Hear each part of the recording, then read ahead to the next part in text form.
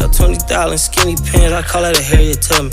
My bitch be mad when I hit that hoe, no cat, cause she ain't nothing. I'm pop my shit like baby, cause this outfit 3600. I fall in the club like so many killers, the bitch be scared to touch me. Give me some head, get lucky.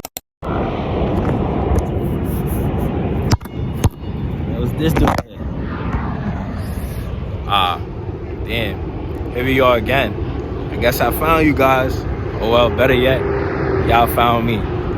We here, back on the One More Block channel, getting a new perspective on things. Today, I have my older brother. What's good, y'all? Yeah. Some of you may know him as an overseas basketball player.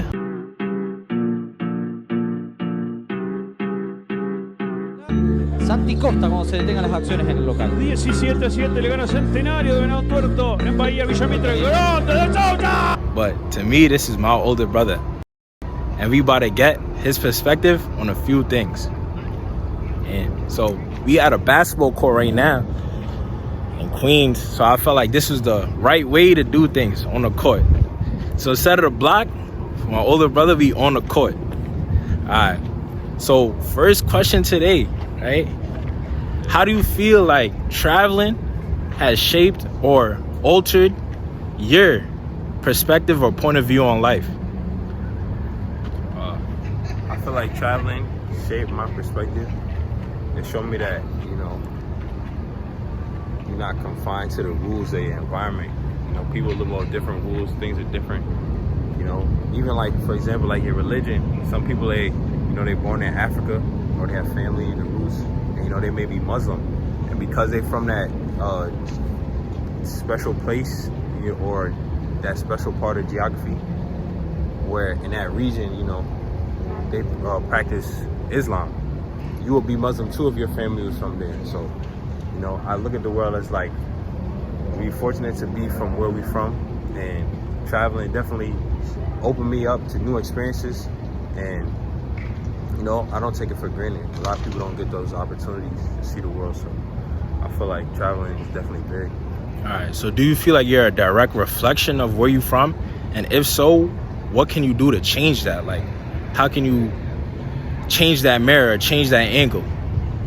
I feel like I'm a direct reflection of where I'm from. I feel like, yeah, I'm a direct reflection of where I'm from. I feel like a reflection of where you're from could be good, it could be bad, you know. I could be a good reflection, you know, something good from my environment. You know, somebody like me or a kid like me could, you know, chase their dreams and do something. Why not? Do you feel like, or what do you feel like is a lesson that you keep on learning in life? Like, no matter where you go, all these rules still apply. I feel like the lesson that I learned is probably just keeping the main thing. No matter what, if you perform or you do your job or you do your part very well, people are going to treat you the same. They overlook certain things get overlooked. So I would say strive for greatness. Always strive for greatness.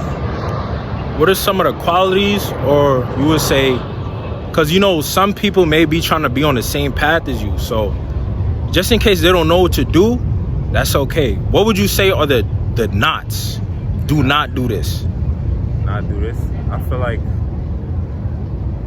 whatever you do is either pushing you further or closer to your dream. So I'll say, you know what I mean, be very wise with your time. You know, whatever you're doing, most of the day should be dedicated to trying to achieve your goal. So I would say, if you feel like any activity is not helping you achieve your goal, you should probably try to stay away from it. You know, those things that we call distractions. All right. So being that you're busy, you have this career, how do you still find time to do things for you? I feel like it's not even about being busy. I feel like, you know, it's a mental thing. Your mental space is most important. You know, you could be in paradise and still feel like, you know, you got a lot going on. Or you could be in the middle of, you know, a war-torn situation and you at peace. I feel like your mental is very big.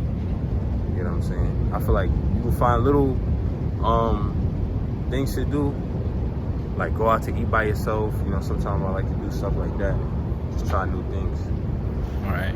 And what are some of the ways you can say, or just people that need advice in terms of cutting off dead people or removing habits or vices from their life that they don't feel like it's beneficial to them, or they just don't know how to let go of things?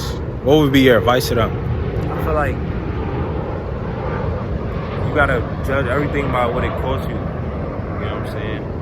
You have to outweigh the pros and the cons of it. Whatever you're doing is costing you more than you're gaining from it. I feel like that should be your biggest indicator on when to cut something off. You know, there's a time and a place for everything. You know, there's a good and there's a bad. Life is not gonna always be good, and you're not always gonna make the right choice. You know, but you gotta make a choice, and you gotta live with the decision that you make. All right. Being that you have a basketball career and there's ups and downs, what would you say helped you navigate through those ups and downs of basketball games, or like having a bad game or having a good game? And whether what coaches might say, teammates might say, and the language barrier that you have, being that you're from the States and you're overseas. To be honest, yeah, it may get difficult, but I'll say through the ups and downs, no matter what, you just gotta keep your routine the same and your work ethic the same. You know, you gotta trust your work. If you have a bad game or you have a bad day, that doesn't change the things that you do on that every day. You know, that don't. Damn.